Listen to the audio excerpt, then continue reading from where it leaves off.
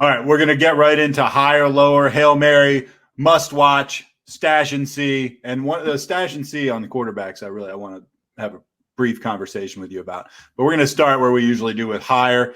This is a guy you've been higher on a few times. One time I called you out on it, and I was wrong.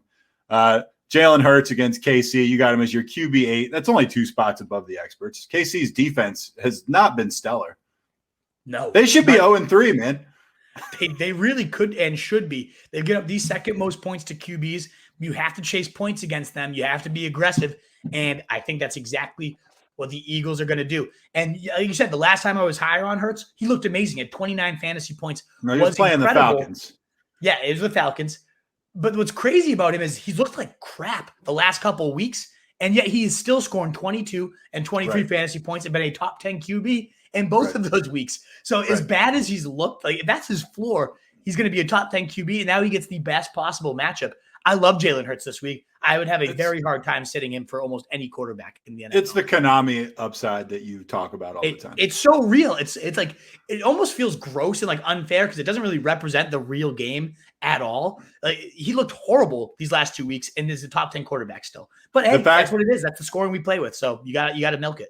The fact that Stafford, who I have, as I said before, and I got for $1 in an auction, is so high on the quarterback rankings without doing that is a real testament to what a great season he's having because he has no Konami upside, and I think he's the QB4 right now. Right, absolutely. I mean, Hurts is really the only Konami guy alongside, of course, Lamar Jackson. Look at the top 12. We got Derek Carr, like Kirk Cousins. We have stats. Derek Carr. Top 12 QB. Yeah, MVP, your boy.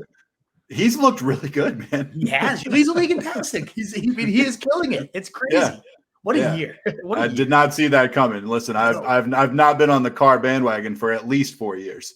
No, I didn't think I'd ever get back on it. And what choice do we have at this point? He's pushing the ball downfield. He's looking great. Good. The Raiders, did you have the Raiders pegged as a 3-0 team? I sure didn't. And they beat 3 teams that were 10 and had 10 plus wins last year. That's the first time a team's ever gone 3-0 against teams that had 10 or more wins the season before. First time in history, in NFL history. Wow.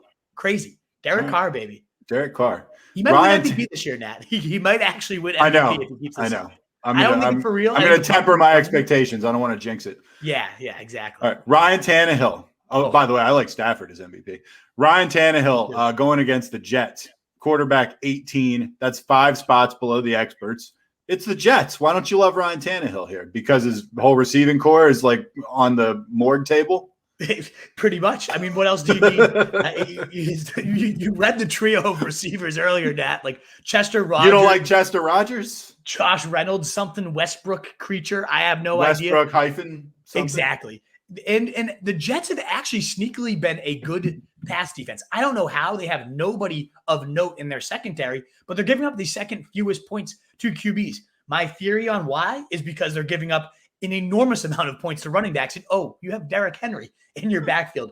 Like I said, there's no reason he doesn't see 30. Not a terrible theory this next week. And Tannehill's been QB 24 or worse in 2 of his 3 weeks. He had 3 touchdowns last week. Okay, looked okay, but there's no upside here. How is he ahead of guys like Joe Burrow, Sam Darnold, Derek Carr? He's ranked ahead of in the ECR. It makes no sense to me. Even if he had his main receivers, like I ranked him here with thinking Julio Jones was going to be at least in. And now that he's out, I might bump him even further down the list. There's no interest at all. Do not start Tannehill this week, please. Agree with you, even though the Jets thing is, at quick glance, it's very appealing. But you're right. If you dig into it even a little bit, he's not a great play. Right. Hail Mary, Taylor Heinicke. This is a guy who I've been pleasantly surprised by. He's going against Atlanta. We've heard about people doing well against this Falcons football team. You got him as your QB 16. He's only 6% rostered. Yeah, his 2 starts, he has 21 and 23 fantasy points. He's been a top 12 QB in every start, and similar to Jalen Hurts, he hasn't really looked especially good in either of them, but he runs. He's ran for a touchdown in both of them. He gets Atlanta, who's giving up the 3rd most points to QBs. And this was against the Buffalo Bills. He had 23 points, like a pretty solid defense on only 212 pass yards. Again, showing you how important Konami upside is. Against Atlanta, these playmakers are going to have a field day. Heinicke's probably going to put up 25 to 30 fantasy points. I mean, everybody was comfortable streaming Daniel Jones last week against Atlanta. He had 16. He did okay. Heinicke's going to put up 25 to 30, and he's only 6% owned. I would have him in my heart lineup in a heartbeat over Ryan Tannehill and a lot of others. So one of my favorite streams of all for QB right now. All right, stash and see. Oh yeah, Trey Lance. I wanted to talk to you about this for a second. He's on my bench. I have a bench filled with extremely good bench players, many of them being injured. I've had to pick up. I'm all of a sudden thin at running back without McCaffrey, without James White.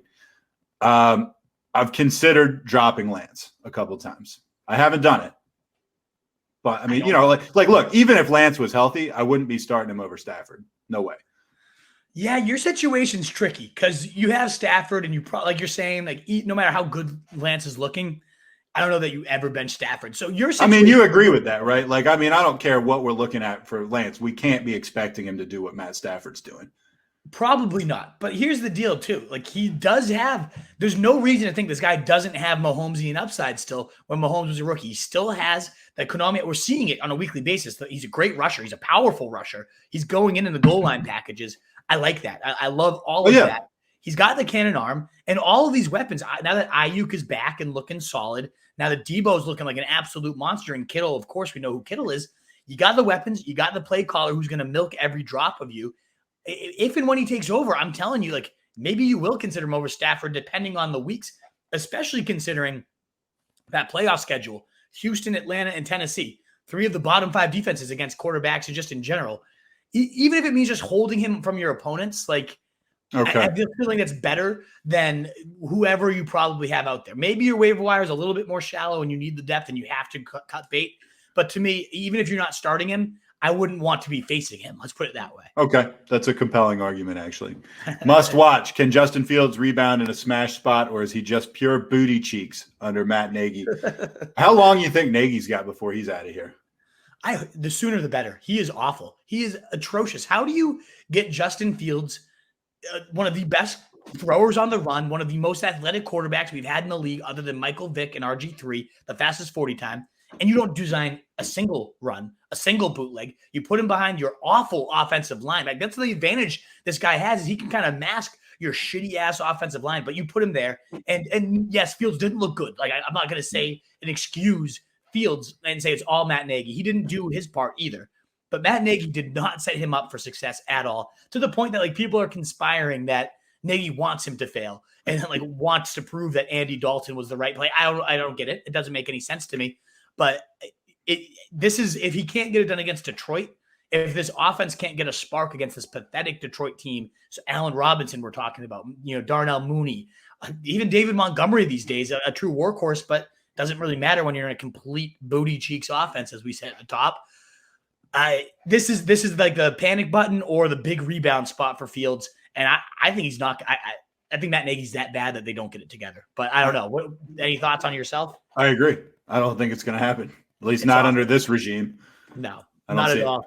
And it is must watch. It's must watch to either puke or, like, to feel a little bit of safeness in your stomach. But I don't know. You can't start him, at least, even against Detroit. You can't put him out there. What is up, you fantasy wolf? Thanks so much for tuning in. If you haven't already, share your thoughts in the comments. Check out some more videos and join the newest Wolfpack by subscribing below.